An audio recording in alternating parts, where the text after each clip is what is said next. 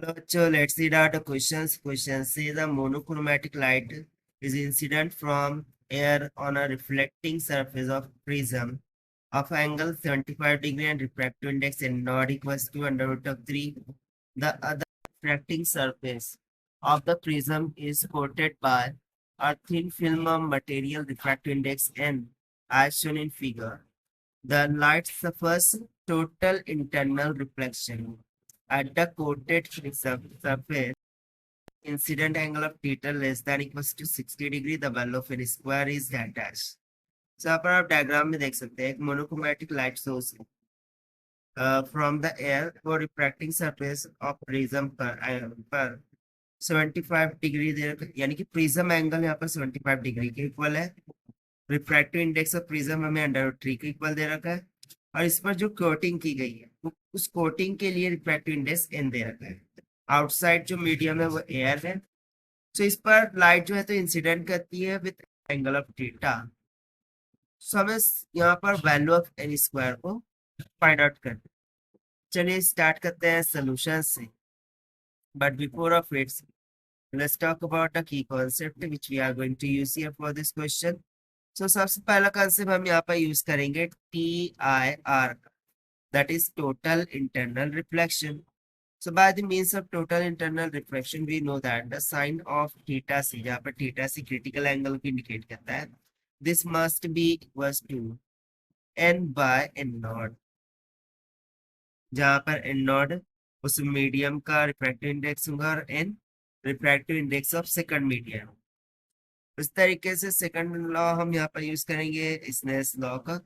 So by the means of Snell's law n1 sin θ1 this must be equals to n2 sin θ2, जहाँ पर θ1 angle of incidence है तो θ2 n2 angle of reflection को indicate कर और n1 n2 refractive index of two medias को indicate कर। तो सबसे पहले तो हम यहाँ पर रिफ्रैक्टिव इंडेक्स यानी कि टोटल इंटरनल रिफ्लेक्शन के लॉ को यूज करेंगे, that is for TIR at other face. So इससे हमें क्या मिल जाएगा कि जो साइन ऑफ थीटा सी है this will be equals to n by n naught. So n naught कितना दे रखा है अंडर√3, सो सिंपली हो जाएगा n बाय अंडर√3 के इक्वल। Now by using the Snell's law का यूज करते हुए एट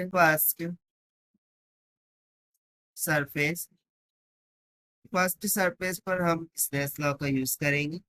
सो n1 क्या है एयर के लिए, तो एयर के लिए रिफ्रैक्टिव इंडेक्स तो 1 हो जाएगा, तो जाएगा okay let me just apply the formula n1 sin θ1 is equals to n2 sin of θ2।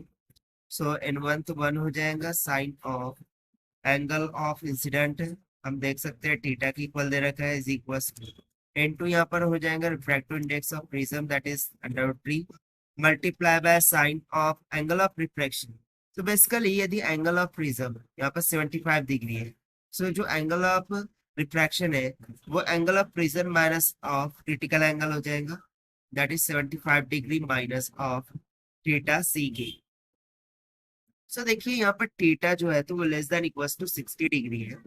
सो सबसे पहले तो हम कंडीशन लगा देते हैं कि for theta is equals to 60 degree, जब थीटा का मान 60 डिग्री के इक्वल हो।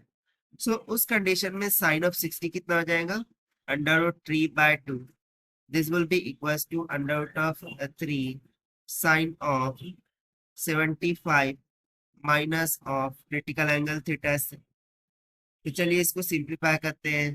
तो यहाँ से sine of 75 minus of theta C ये इक्वल्स टू हो जाएगा अंडर√3 से under cancel, so this will becomes out equals to 1/2 ना। यदि मैं साइन इनवर्स ले लूं दोनों जाने, तो यहाँ से मुझे थीटा सी का मान कितना मिल जाएगा, देखिए ये कितना हो जाएगा 60 degree, so 75 sorry 30 degree. Okay sine inverse of 1/2 कितना होता है 30, सो 75 माइनस 30 कितना हो जाएगा 45 डिग्री के इक्वल। सो यहाँ से मेरे पास क्रिटिकल एंगल कितना आ गया 45 डिग्री की।